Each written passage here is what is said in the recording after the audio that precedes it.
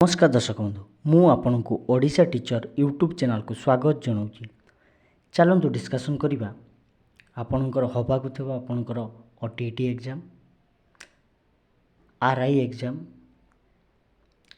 SSB जो आपणकर रही एलटीआर जो रही आपणकर ओ ट्रिपल एससी ठीक अच्छे आपणकर जिते भी आपणकर कॉम्पिटिटिव एग्जाम रही तो तार सिलेबस रही जो गोटे सिलेबस आपन कौन थाए ना ईवीएस ठीक अच्छे एनवायरमेंटल स्टडी।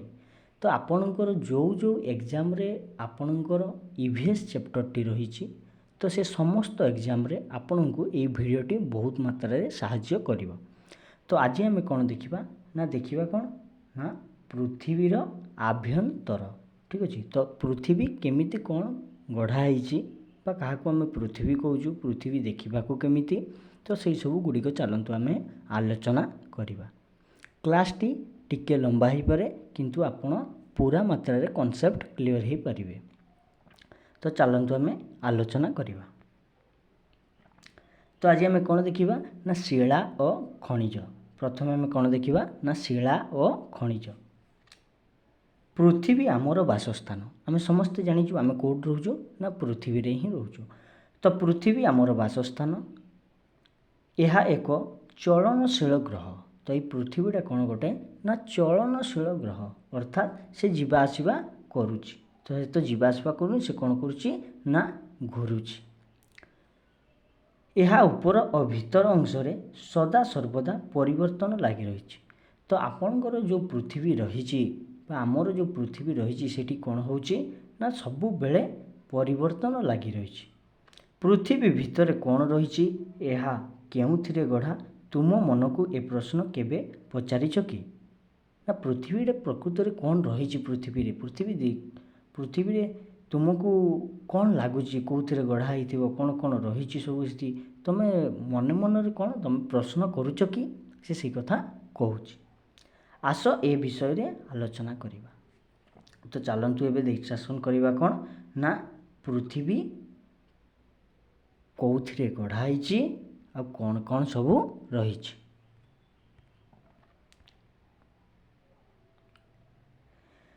पृथ्वी अभ्यंतर केते गुड़िए स्तर द्वारा गठित। तो ये पृथ्वी जो आभ्यंतर रही तो केते गुड़िए सी कौन ना स्तर द्वारा गठित होती। यही स्तर गुड़िक पियाज पाखुड़ा भली। तो आपण मैंने समस्त देखिथिबे पियाज केमती ना पाखुड़ा पाखुड़ा रही। तो ये पृथ्वी भी ठीक से पियाज भली गोटिक पर गोटे करी रही। पृथ्वी वर्तुलाकार होइथिबारु एही स्तर गुड़िक मध्य वर्तुलाकार। तो पृथ्वीटा केमती ना वर्तुलाकार बा जोटा आम कहूँ कौन जिओएड कथा जो आम जाचु बा कमला लेंबू परी चेप्टा होइथिबारु स्तर गुड़िक केमिति ना मध्य वर्तुलाकार। सवा उपरे थिबा स्तर को भूतक कहा जाउची। एटा देखंतु आपनकर पृथ्वी।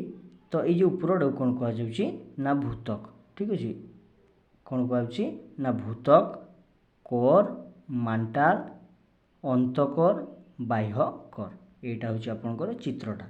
एटा आपण मैंने देखिदेवे बहुत भल भाव में बुझीपारे। तो चलतु आ कौन कहुच्छी देखा। सवा उपरे थिबा स्तर को भूतक कहा जाउची। शरीर को चर्म ढांकी रहिबा भली भूतक पृथ्वी को ढांकी रही। तो आम शरीर को जमती चर्म ढांकी रही ठीक से भाया कौन है भूतक पृथ्वी को ढांकी रही। यही कठिन स्तरटी सबुठारु पतला बहुत इंपोर्टेंट। तो यही कठिन स्तरटी सबुठारु पतला कौटा भूतक हूँ आपंकर सबुठारु पतला। महादेश तले थिबा भूतक प्राय 50 किलोमीटर गभीरता पर्यंत विस्तृत। तेबे महासागर तले यार मोटेई मात्र 5 किलोमीटर। भूतकर महादेशीय अंश मुख्यतः सिलिका और आलुमिना रे गठित। तो ये भूतकटा आपनकर कौथिरे गठित ना सिलिका एवं आलुमिनियम से या सियाल कह जाए। तो भूतक को कौन कह जाए ना सियाल मध्य कह जाए। सियाल कौन कौन रही ना सिलिका ता सहित आलुमिनियम रही। महादेशीय भूतक मुख्यतः सिलिका और मैग्नेशियम द्वारा गठित। मन रखिए महासागरीय जो भूतक रही से कौन गठित होती ना सिलिका सहित मैग्नेशियम। संक्षेप में यह सीमा बोली कहुए।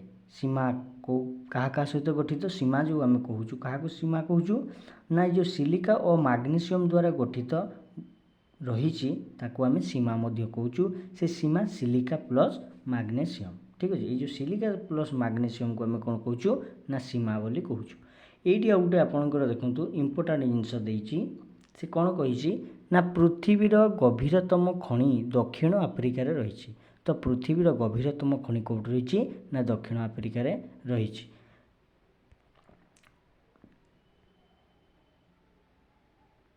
पृथ्वीर हाराहारी व्यासार्ध केते ना 6371 किलोमीटर। पृथ्वीर हाराहारी व्यासार्ध केते ना 6371 किलोमीटर। तापर देखिबा कौन ना भूतकर महादेशीय अंश मुख्यतः सिलिका और आलुमिना गठित। तो भूतक जो रही आपंकर महादेशीय अंश जो कथा कहुच्छी कौन रही से ना सिलिका सहित आलुमिनियम रही।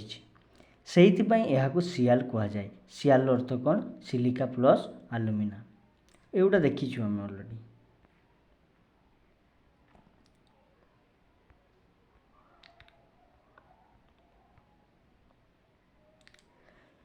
भूतकर तलकू थिबा स्तर को मांटाल बा मध्यमंडल कहुए।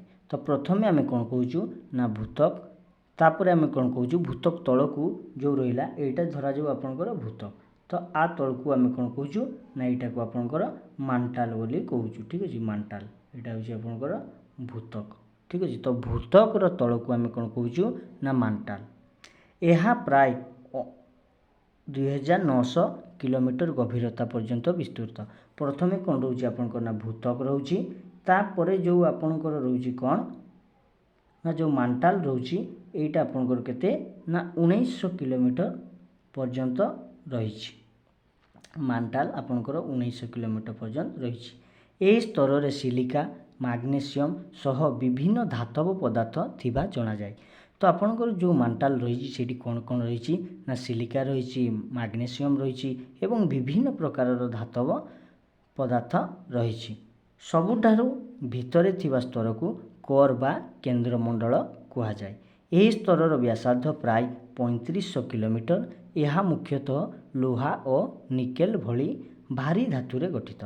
तो बुझीपारे आपंकर प्रथमे कौन रोचे आपंकर ना भूतक तापर आपन कौन रोचे मांटाल तापर कौन रोचे ना कोर। ठीक अच्छे तापर कौन रोचे ना कोर। तो ये कोरटा कौन आपंकर माने कौन रही से ना कोर रे आपंकर लुहा एवं निकेल भली भारी धातु सबू रही। तेणु यही स्तर को निफे बोली कहुए। ठीक अच्छे निफे निफेर अर्थ कौन ना निकेल प्लस फेरस। लुहार रासायनिक नाम ठीक अच्छे ये जो निकेल आ फेरस रही एगुड़ा ये जो निकेल कथा कहूँ फेरस कथा कहूँ एगुड़ा सब आपंकर रासायनिक नाम को नहीं दि जाइए। एठारे अत्याधिक मात्रा तापमात्रा और अत्यधिक चाप रही जना जाए। तो ये जो कोर रही से आपंकर तापमात्रा और अत्यधिक चाप रही। तापर आम देखा कौन ना शिला और खनिज पदार्थ। शिला एवं खनिज पदार्थ भूतक शिलारे गठित। तो भूतकटा कौन गठित ना भूतकटा आपंकर गोटे शिलारे गठित। खनिज पदार्थ मिश्रण रे शिला सृष्टि होता है। तो खनिज पदार्थ जिते मिसी जाए से कौन हो जाए ना गोटे शिला हो जाए। शिला गुड़िकर रंग आकार गठन भिन्न भिन्न होता है। तो गोटे शिलार कौन होता है ना गोटे शिलार गठनटा आम जो देखा से विभिन्न प्रकार जिनस को लेकिन पदार्थ को नहीं गठित होता है। तो शिला गुड़िकर रंग आकार जो गठन भिन्न भिन्न होता है एकापरिका नुहंती। भूतक शिला को मुख्यतः 3टी श्रेणी रे विभक्त करा जायछि यथा आग्नेय शिला स्तरीभूत शिला रूपांतरित शिला। तो ये जो भूतक रही ताकू 3टी श्रेणी रे विभक्त करा जायछि। तो भूतक को 3टी श्रेणी में विभक्त करा जायनि भूतक रे थिबा शिला को 3टी श्रेणी में विभक्त करा जायछि। कौन कौन ना आग्नेय शिला स्तरीभूत शिला रूपांतरित शिला। आग्नेय शिला तो भूतक तले शिला तरल बा अर्धतरल अवस्था रही थाए।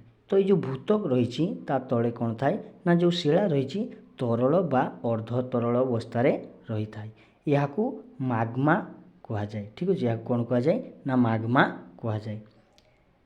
बेले बेले माग्मा भूपृष्ठ आड़ को प्रभावित होता है। भूपृष्ठ रे माग्मा को लाभा कह जाए। तो भूपृष्ठ रे आपन माग्मा को कौन कहुची ना लाभा बोली कह जाउची। लाभा क्रमे शीतल और कठिन होई आग्नेयशिला रे परिणत हुए। प्रथमे सृष्टि होइथिबारु आग्नेयशिला को प्राथमिक शिला कह जाए। तो आपन को मन रखिबे आग्नेयशिला को आपनकर प्राथमिक शिला बोली कह जाए। आग्नेयशिला दुई प्रकारर होता है। गोटे हूँ कौन ना निःस्रवज आग्नेयशिला आ गोटे हूँ आपनकर अंतर्भेदी आग्नेयशिला। तो शिला आपनकर आग्नेयशिला को दुई प्रकार विभक्त करा जायछि। गोटे हूँ कौन ना निःस्रवज आग्नेयशिला आ गोटे हूँ आपनकर अंतर्भेदी आग्नेयशिला। केतेक ज्वालामुखी अति उत्तप्त तथा तरल माग्मा भूपृष्ठ रे लाभा आकार रे जमा हुए। यह शीघ्र तरल और कठिन होता है। भूपृष्ठ रे सृष्टि यही शिला को निःस्रवज आग्नेयशिला कह जाए। तो निःस्रवज आग्नेयशिला क्या कह जाए ना ज्वालामुखी अति उत्तप्त तथा तरल माग्मा भूपृष्ठ रे लाभा आकार रे जमा हुए। ये लाभाटा जिते बड़े आपणकर कौन हो ना शीघ्र शीतल और कठिन हो जाए सेटा को आम निःस्रवज आग्नेयशिला बोली कहूचु। यही शिला गुड़िक अति छोट छोट तेणु रेणु द्वारा गठित। तो ये जो शिला गुड़ा रही अति छोट छोट रेणु द्वारा गठित होता है। बासाल्ट ए प्रकारर शिलार उदाहरण। ये जो बासाल्ट रही ये प्रकार शिलार उदाहरण। बेले बेले माग्मा भूपृष्ठ रे पहुँची पारे नहीं। यह भूतक शिलास्तर मध्य धीरे धीरे शीतल और कठिन होई शिलारे परिणत हुए। यह को अंतर्वेदी आग्नेयशिला कह जाए। तो अंतर्वेदी आग्नेयशिला क्या कह जाए ना बेले बेले कौन हुए ना ये जो माग्मा रही से भूपृष्ठ रे पहुँची पारे नहीं। भूतक शिला मध्य धीरे धीरे शीतल और कठिन होता है। अर्थात से भितरे से जिते पहुँची पारुनी से भितरे जो कठिन बा तरल हो जाउची सेटा को आम कौन कहूँ ना अंतर्भेदी आग्नेयशिला। ये प्रकार शिला बड़ बड़ स्पष्टिक बा दाना रही है। ग्रानाइट ए प्रकार शिलार एक उदाहरण। जिते बड़े आम कहूँ कौन ना निःस्रवज आग्नेयशिलार उदाहरण कौन ना आम कहीपर बासाल्ट। जिते बड़े अंतर्भेदी आग्नेयशिला कथा कहते क्या कहीपर ना ग्रानाइट। बड़ बड़ शिलाखंड गुड़िक क्रमे फाटी जाई छोट हो जाती। तो जो बड़ बड़ जो शिला गुड़िक रही सेगुड़ा भांगी जाइए छोट छोट हो जाती। यह व्यतीत उच्च भूमि गढ़ा द्वारा बा परस्पर सह संघर्ष जो मध्यशिला छोट छोट गड़ी बाली बा धूली रे परिणत हुए। तो आपण मैंने समस्ते जानते जिते बड़े पहाड़ उपरू धरा जाऊ आपंकर गोटे पत्थर पड़े से तले पहुँचवा अवस्था कौन हो जाए ना खंडिया हो जाए। तो से जो खंडिया अवस्थारू किछि बाली हो जाती किछि छोट छोट आकार नहीं जाती किछि धूली रे परिणत हो जाती। तो सही कथाटी कहुच्छी गड़ी बाली धूली को जलस्रोत और पवन आदि सहजरे बही नहीं स्तर स्तर करी निम्न भूमि रे जमा करी थांती। कालक्रमे एगुड़िक कठिन होई शिलारे परिणत हुए। यही प्रकार सृष्टि शिला को अवक्षिप्त शिला बा स्तरीभूत शिला कह जाए। उदाहरण स्वरूप बालुका राशि कठिन होई बाली पथरे परिणत हुए। ए प्रकार शिलारे विभिन्न प्राणी और उद्भिद मानकर मृतदेहर अवशिष्टांश बा जीवाश्म संचित होई रही थाए।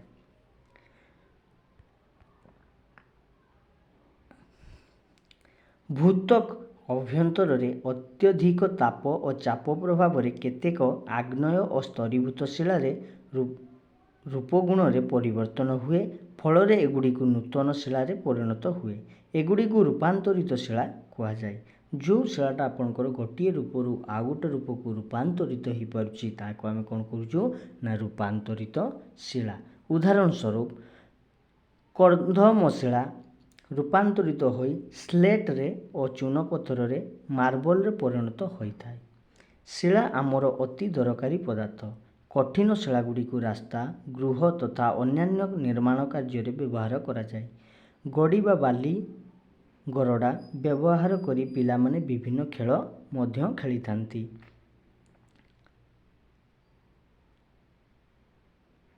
ଦେଖନ୍ତୁ ଏଇ ଯେଉଁ ଚିତ୍ର ରହିଛି ଏହା କେଉଁଥିରେ ତିଆରି ନା ଶିଳାରେ ତିଆରି।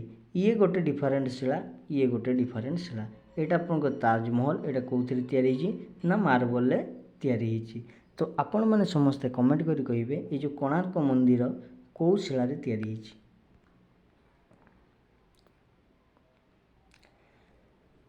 ତୁମେ ଜାଣି ଆଶ୍ଚର୍ଯ୍ୟ ହେବ ଯେ ପ୍ରତ୍ୟେକ ଶିଳା ଅନୁକୂଳ ପରିସ୍ଥିତିରେ ଅନ୍ୟ ଏକ ଶିଳାରେ ପରିଣତ ହୋଇଥାଏ। ଏହି ପରିବର୍ତ୍ତନ ଏକ ନିୟମିତ ଧାରାରେ ହୋଇଥାଏ। ଏହାକୁ ଶିଳାଚକ୍ର କୁହାଯାଏ। ଯେତେବେଳେ ଶିଳାଟା ଆପଣଙ୍କର ଗୋଟିଏରୁ ଅନ୍ୟ ଗୋଟିଏ ଶିଳାରେ ପରିଣତ ହେଉଛି ବା ଗୋଟିଏ ଅବସ୍ଥାରେ ଯେତେବେଳେ ପରିଣତ ହେଉଛି ତାକୁ ଆମେ କ'ଣ କହୁଛୁ ନା ଶିଳାଚକ୍ର ବୋଲି କହୁଛୁ। ଆମେ ଜାଣିଛେ ଯେ ଆଗ୍ନେୟ ଶିଳା ଛୋଟ ଛୋଟ ଖଣ୍ଡ ହୋଇ ନିମ୍ନ ଭୂମିରେ ଜମା ହୁଏ। କ୍ରମେ ଏହା ଅବକ୍ଷିପ୍ତ ଶିଳାରେ ପରିଣତ ହୁଏ। ଉଭୟ ଆଗ୍ନେୟ ଓ ଅବକ୍ଷିପ୍ତ ଶିଳା ଅତ୍ୟଧିକ ତାପ ଓ ଚାପ ପ୍ରଭାବରେ ରୂପାନ୍ତରିତ ଶିଳାରେ ପରିଣତ ହୋଇଥାଏ। ରୂପାନ୍ତରିତ ଶିଳା ଅତ୍ୟଧିକ ତାପର ପ୍ରଭାବରେ ଆସିଲେ ଅର୍ଦ୍ଧ ତରଳ ମାଗ୍ମାରେ ପରିଣତ ହୁଏ। ଏହି ମାଗ୍ମା ପୁଣି ଶୀତଳ ଓ କଠିନ ହୋଇ ଆଗ୍ନେୟ ଶିଳାରେ ପରିଣତ ହୋଇଥାଏ। ଏହାକୁ ଶିଳାଚକ୍ର କୁହାଯାଏ।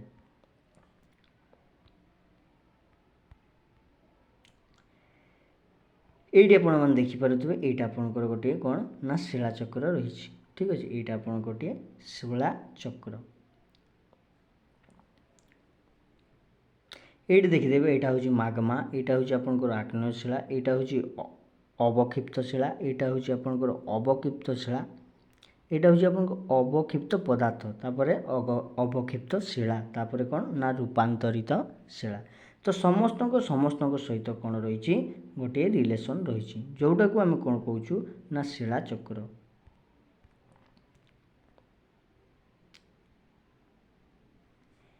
ଏକ ବା ଏକାଧିକ ଖଣିଜ ଦ୍ରବ୍ୟ ମିଶି ଶିଳା ସୃଷ୍ଟି ହୋଇଥାଏ। ତ କ'ଣ ନା ଏକ ବା ଏକାଧିକ ଖଣିଜ ଦ୍ରବ୍ୟ ମିଶି ଶିଳା ସୃଷ୍ଟି ହୋଇଥାଏ।